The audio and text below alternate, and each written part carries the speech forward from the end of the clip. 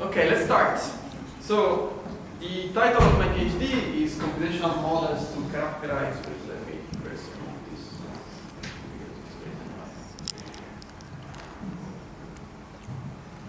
Alright, the title is Computational Models to Characterize Spatial Intra-tumor Heterogeneity. And it's always a bit complicated to understand the titles if you're not from the field, sometimes even if you are from the field. So what is usually done is to break it down into different parts. So we see computational models here, that in the end just means software. So in my PhD, I developed some computational approaches to study what? To study something that is called spatial. I'm not going to explain it now. What it means is going to be more clear later.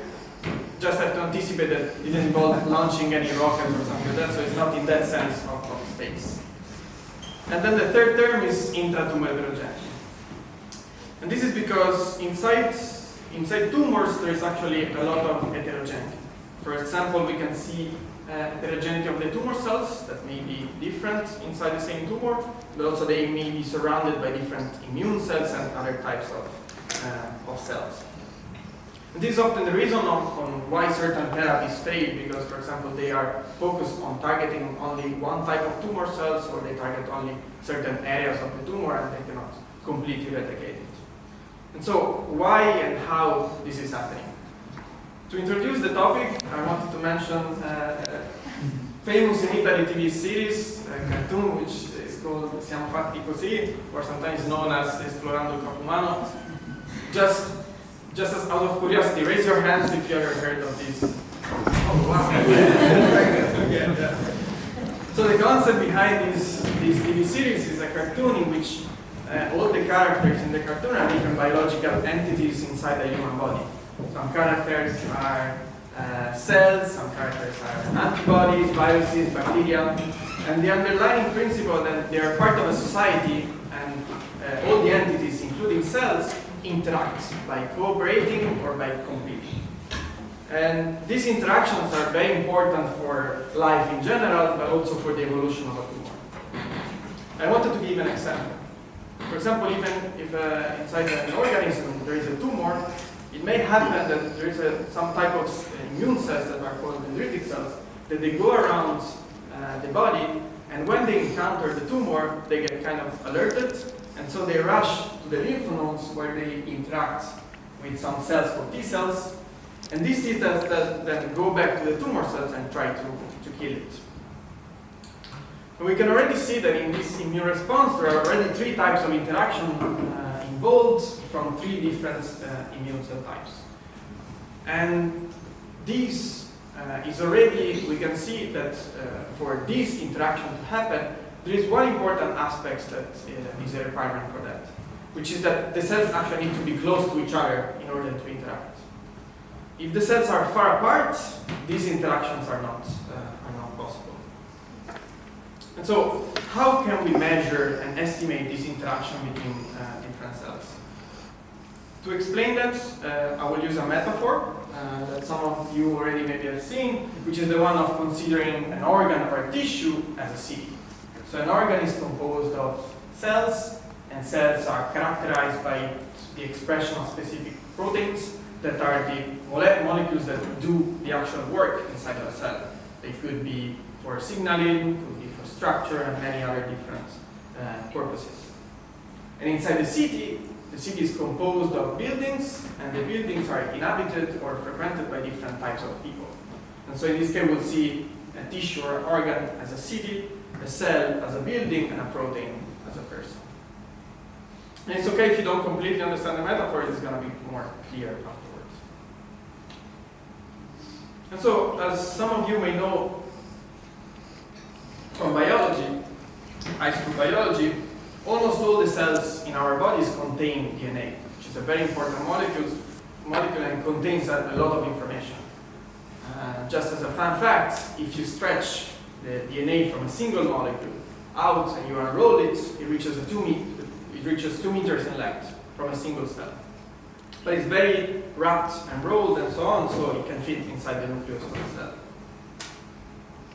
And actually, the cells all the cells in the same organism, they actually have the same DNA. They have the same DNA, which is composed in parts of different regions, which are called genes, and humans have more or less 20,000 of them. And actually, what makes a cell different from another is actually which genes are activated at any given time. Because depending on which gene is activated, then the associated protein will be expressed, and this will make the work and functioning of the cells. And so, which proteins are expressed is what it makes the difference between a neuron from an immune cell, or what distinguishes a cancer cell from a normal cell. And using the metaphor as before, this is also true for buildings. Buildings are frequented and inhabited by different people. The buildings which are frequented, like the bank, is frequented by different people that, for example, live in a residential building. And there is a technology called RNA sequencing that allows to measure the activity of these genes inside cells. And this technology has seen a sort of evolution over time, and that's what I'm going to talk about in the next slides. So this technology started to have its commercialization more or less 15 years ago in the form of what is called bulk RNA sequencing. So the way it works is that if you have a sample, like a sample here from land, you can measure the activation of the genes in the whole sample. And this sample is composed by many different cells, but what you get is an average, an aggregation of the measurements from out of all the cells. And this is equivalent as understanding a city based on overall statistics, like population size, average salary, life expectancy. And so you have broad, overall, and aggregated statistics about the city. This is already a lot, but of course it doesn't give a very clear picture of what is happening.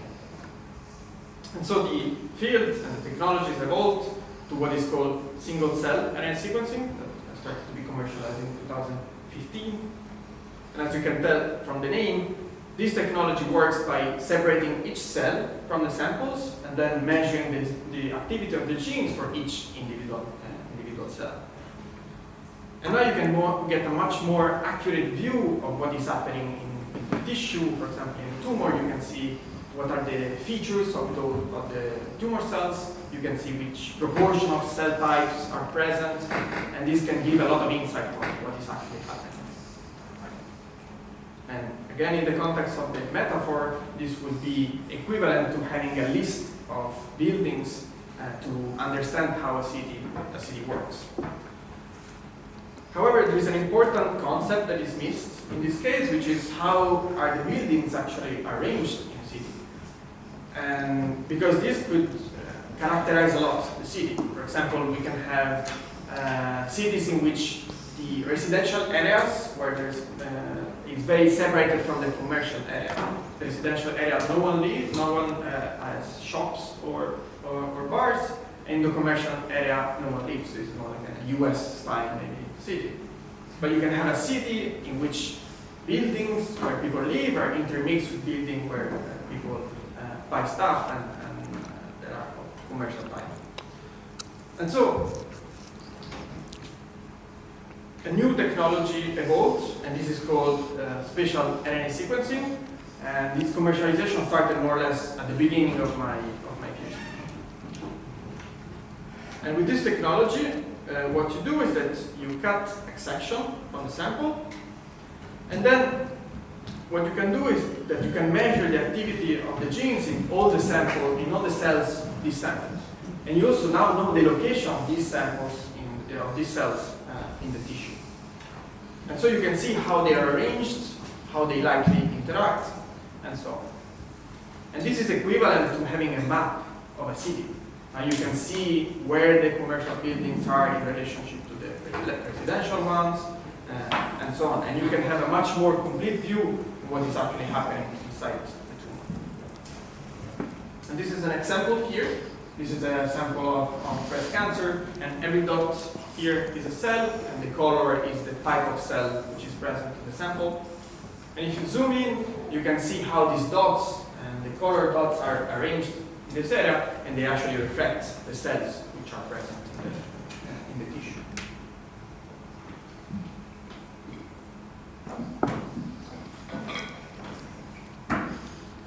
And now a common way to understand a city is to characterize its neighborhood, because this makes you understand how the city is organized, how it's functioning, and what are the interactions happening. And so in the same way, my PhD has been devoted to identifying and characterizing biological neighborhoods from this type of data.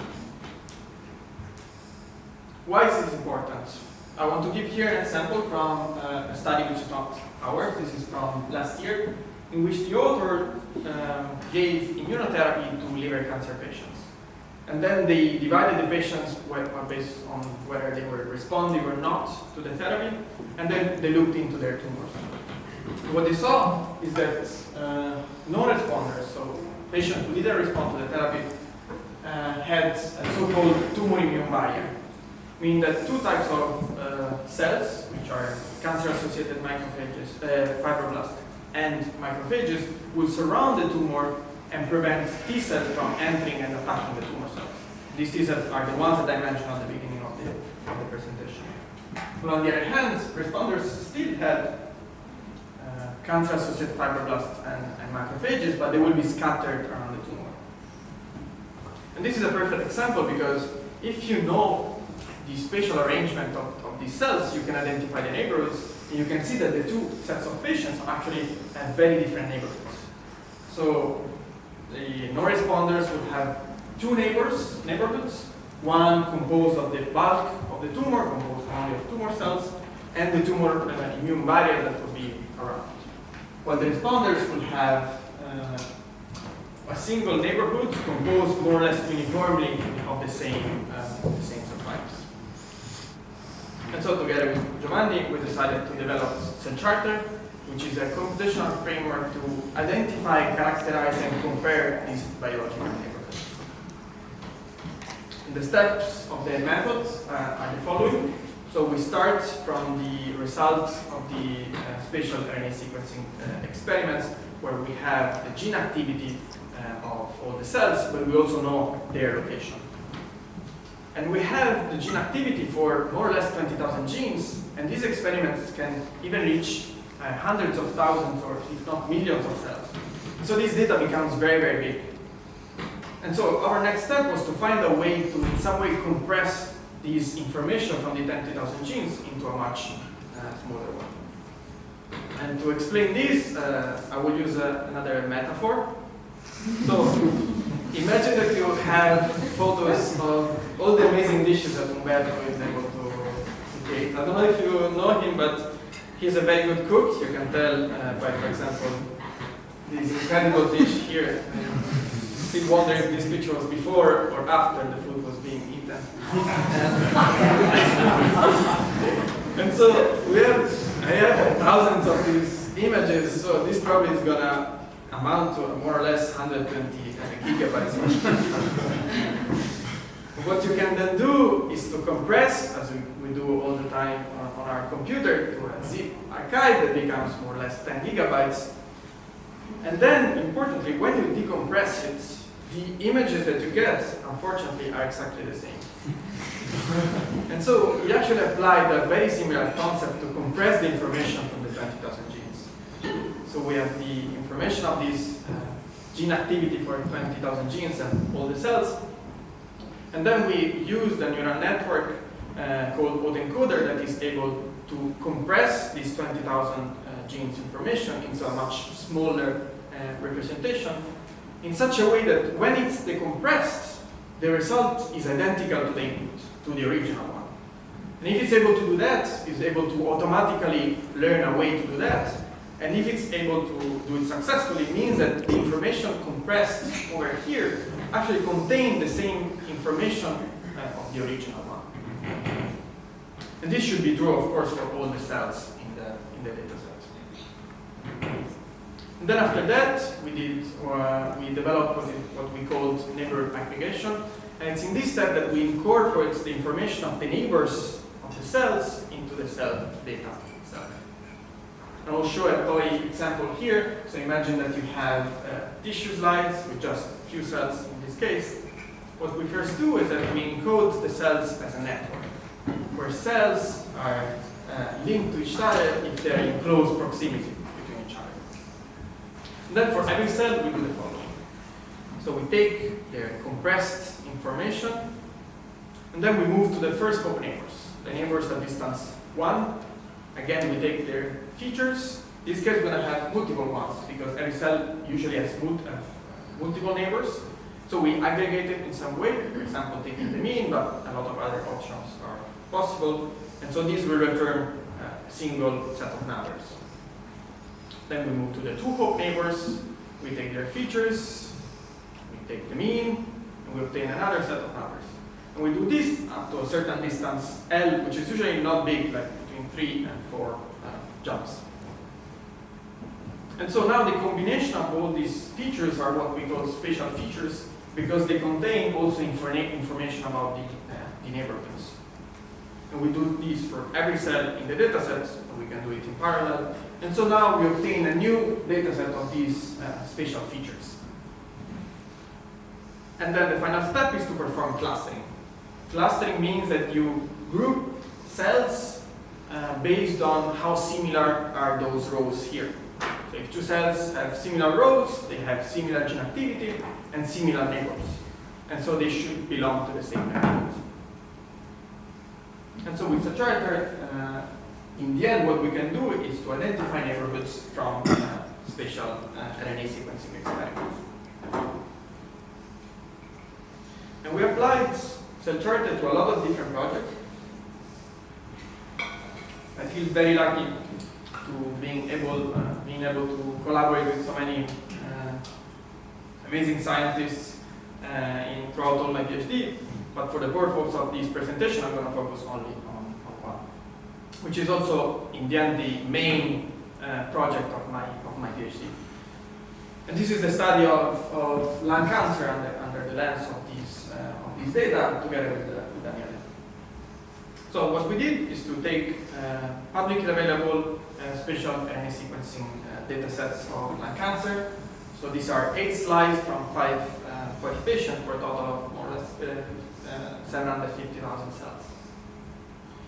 And throughout my PhD, I also developed a method to estimate what is likely to be a very good, the most suitable number of neighborhoods present in the samples. But in this case, it has quite a unique property, which is being able to suggest multiple options that we think are all valid in this case. And so, in this context, we tested this hypothesis by looking at what the tumor neighborhoods represented at all these 3 levels of granularity. So in this data set, it suggested 3, 8, and 20. And so, for example, when we looked at the samples divided into 3 neighborhoods, we saw one neighborhood here in blue, which spans all the tumor areas from all the patients. When we move to a more fine-grained view by dividing the samples into 8 neighborhoods, then every patient's tumor is split into different neighborhoods, and this is expected because it's very well known that every tumor is unique from the gene activity point of view, so it's very likely that it will separate. And then when we looked at it also on the more fine-grained view, it's 20 neighborhoods, then we started to see also different tumor neighborhoods inside the same sample that are, for example, associated with different types of tumor cells, with different phenotypes, or also co-localized with different immune cells. So as we can see here, then the concepts of the structures present in the samples can be organized in a sort of hierarchy. We first have cancer at the lower and the higher level, and then the division into individual tumors, and then inside every tumor you can have different intra-tumor communities. And then what we did was to focus on 2 samples from a single patient that gave very interesting results. This is patient 9. And we found something very interesting. So this is a lung adenocarcinoma patient. Here you can see the samples from the experiment. And here the color at the dot is a cell, and the color corresponds to the different neighborhoods. And we focused on few of these neighborhoods. And we saw, for example, that two neighborhoods, the pink and the brown one, they were composed almost exclusively of tumor cells. But then why cell charter separated them into two different neighborhoods? And this is because those tumor cells are actually very different. The pink tumor cells are undergoing response to hypoxia, which is the lack of oxygen, while the other one, the brown one, are more proliferative. But what was even more interesting is that those two subpopulations were actually in contact with other different neighborhoods. So as you can see already from the images, the brown one was in contact with a neighborhood in light blue, which is composed mainly of tumor cells and CD4 memory T cells. And the pink hypoxic tumor cells were in contact with a neighborhood composed mainly of neutrophils and natural killer cells. And this last association, the one between the hypoxic tumor cells and the neutrophil enriched neighborhood, was the most striking, because we were able to observe it also in many different independent data sets, showing that this was not something that happened only in one of the patients. And so this shows that there are two types of intra-tumor heterogeneity. One that is the most historically known to be intra-tumor heterogeneity, which is the heterogeneity of the tumor cells, because you can have two different sets of tumor cells within the same patient. But then there is also an environmental heterogeneity, because those tumor cells may be surrounded by different immune stromal cell types. And it's very important, the fact also that these two types of heterogeneity are not independent, because changes in the gene activity of tumor cells can induce changes in the microenvironment surrounding it, and vice versa. And so what we have seen in this case is that we have two tumor subpopulations, one hypoxic and one proliferative, which are also surrounded by different microenvironments. And so now what is next? In the plans that we have, we want to expand cell charter to other types of spatial data, like histology, proteomics, genomics, and proteomics. It would be very nice to be able to investigate the causal relationship between hypoxia and neutrophils. Quite some hypotheses that we had to discuss about. And also, I'm going to work on the possible exploration of the commercial application of the use of cell charter. So with this, I want to thank all the people from the lab, in particular Giovanni and Daniele, all the collaborators, all the patients for the data, and thank you all for the attention.